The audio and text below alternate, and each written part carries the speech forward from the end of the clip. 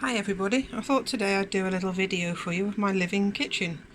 I don't have much space, as you can see. It comprises of a trolley, a chest of drawers and the floor. This is just my extra kitchen where I'm fermenting and drying, dehydrating, etc. So I thought I'd talk you through everything I'm up to. So I'll pause between each individual item. Right now we've got the dehydrator working. I made a sauce from chilies, paprikas, garlic, onion and salt, a mixture. I dehydrated it, and then today I'm going to put it into my Magimix and whiz it up. So let me just fill this up and I'll get right back to you. The dehydrator is now empty, the Magimix is now full, so I'm going to whiz it up and show you the powder it creates.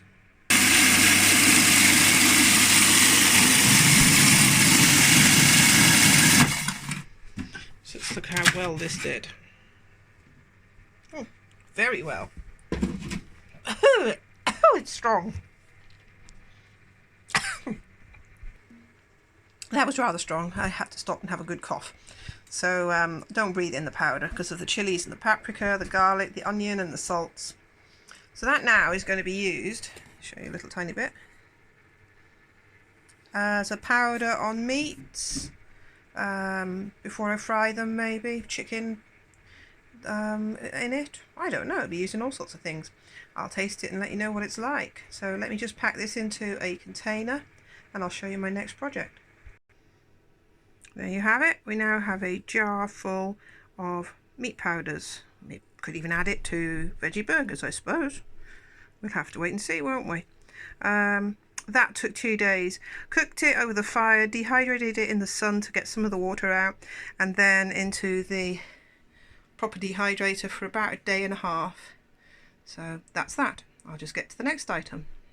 And here we are with the next item. It's a ginger bug. Where's the ginger bug? It is a natural wild ferment of ginger and sugar that you feed for 7 days to create the starter for ginger beer. So I just got this plastic bag over it just to prevent any flies getting in. I try to stay away from plastics as much as possible in actual contact with food.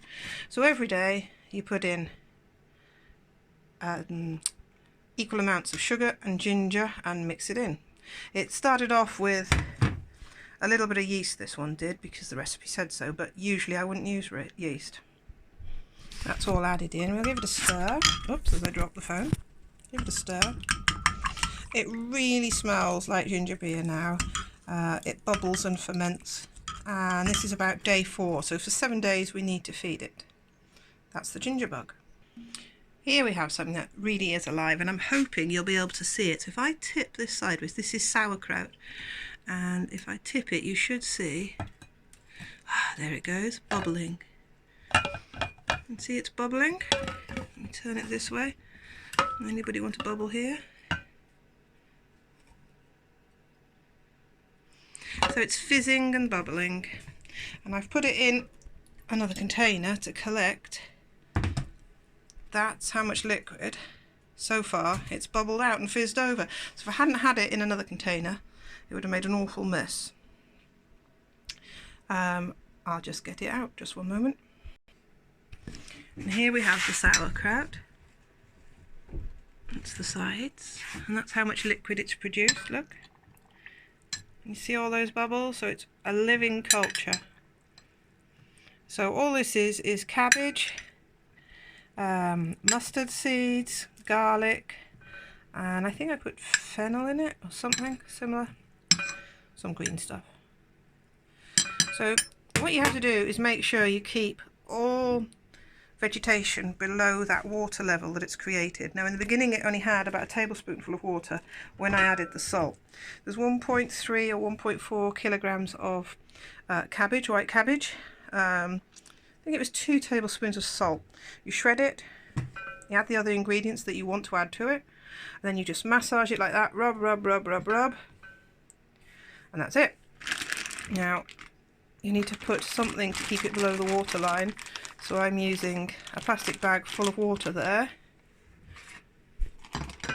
and that will just keep it below the water line. Oh, I'm not going to lift that in there, not strong enough. 1 minute, swap hands. Oh. So that keeps it below the water line so that there's nothing to become mouldy. That's sauerkraut. You can eat it after 3 or 4 days. This is maybe for day 4.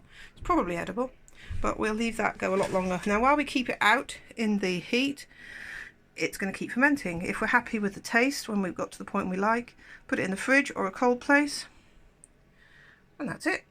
It's done. It sort of puts it in suspended animation. So that's the sauerkraut.